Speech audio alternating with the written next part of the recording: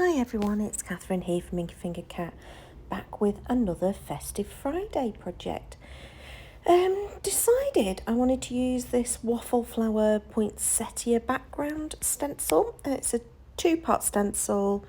Firstly, you've got the one that you're going to add your petals with, and the second one, there's a lot of details, but to be honest, it's quite difficult to mask off areas, so I just ended up going in with mainly green for the leaves and the little dots and bits and pieces that are all over it.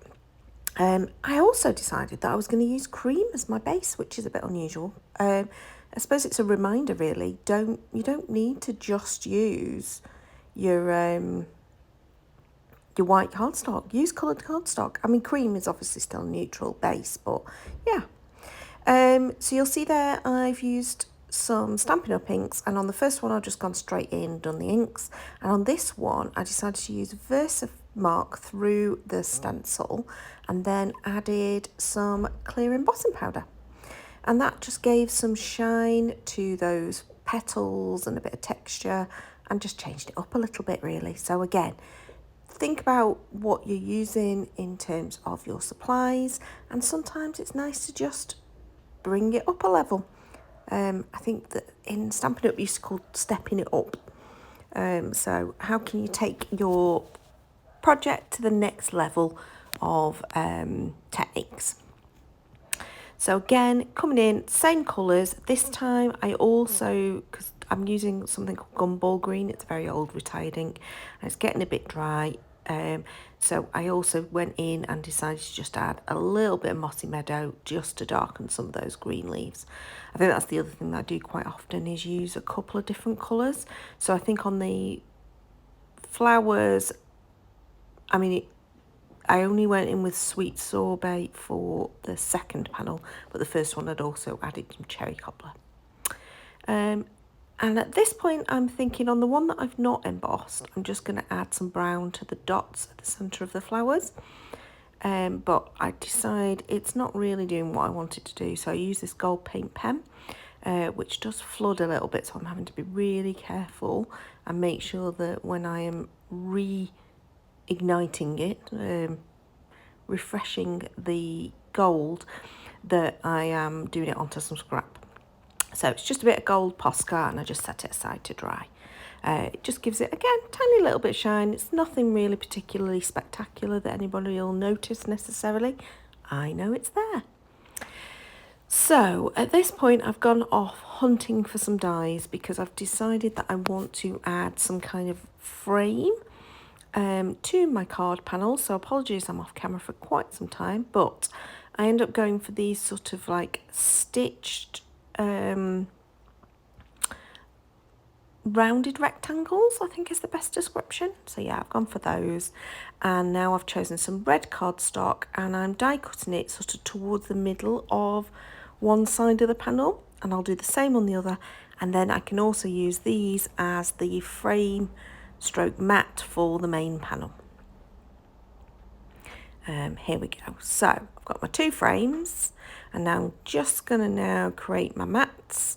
So I've worked out how big it is and how wide it's going to be, and that means I have to chop a little bit off the edge of these panels, which is absolutely fine, and just add those on to those red mats, and then nobody will know that I've die cut from the back of them for those two red frames. So I've grabbed those ready-made die cut sentiments that, if you're wondering about, they are indeed something that I have already filmed a video about earlier this particular day, that I was making these cards, and I've popped it up, and it's one of my technique type videos where I've just showed you how I do certain things. And for those who might be curious, I've got a lovely red mark on my thumb there on my left hand, and that is not ink, unfortunately. I have managed to injure myself gardening, which is why I shouldn't garden. I should stick to crafting. Yeah, a bit of a nettle and a blister that then burst. So yeah, I've got a really nasty mark on my thumb.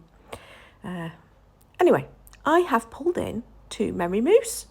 So these moose I die cut ages ago. I did it after I used him for my Christmas in July projects, and whilst I'd got craft card stock out, I die cut a few of them, so I've got another couple already in a pouch as well. But I just do these things so that they're ready ahead of time, and then I don't have to be fiddling with them. I absolutely love that moose die. I just think he's adorable. Tim Holtz Sizzix die, just gorgeous. So I've glued him onto the frame and then popped the frame down, slightly different positions for each card, because those that follow me know that I don't often make the same card twice. So these are obviously similar, but not the same. And then I'm just inking up that little scrap of the cream cardstock with the same colour green as I've used in the cards, so that I can create some die cut holly leaves I'm going to pop behind my little sentiments. So yeah, just gluing little edges, and that's just going to help with the sentiment to just separate it from the back. And also I really like that whole creating a little cluster thing. So this one I add in a few more. This time I add in 4 die cuts, I think 3 or 4 die cuts, and again adding that over. So the sentiments that I've used are also waffle flower, just like that background, part of their Christmas release that they released at the beginning of July, and I bought it straight away. And one of them's embossed and the other one is just stamped with black ink. So I've added the embossed one to the one that hasn't got the embossing in the background. And this one I'm umming and ahhing because the other one I've popped on some green cardstock. Thought I would use the cream, but it's just slightly too narrow and it doesn't quite look right as a panel. So instead of going with, again, the same red, but this time I layered it up with the foam, and on the inside just added the cream inserts and those little bits of offcuts. Added some gems, called it done. So I hope you enjoyed those. I really like that background. I think I'll use that background quite a lot. And obviously I love the Merry Moose. I mean, he's just adorable. So I'm sorry you've not seen me put him together, but he's a bit fiddly and it's just easy if you have them ready done. So I hope you did enjoy. Please give your thumbs up. If you did, leave me a comment below. Don't forget to subscribe to see more, plenty more things to come. I'm sure I'll enjoy videoing some more for you. Won't all be Christmas projects, obviously. I also do scrapbooking and I make cards all year round for all different occasions. So please subscribe to see more. But until next time, bye-bye.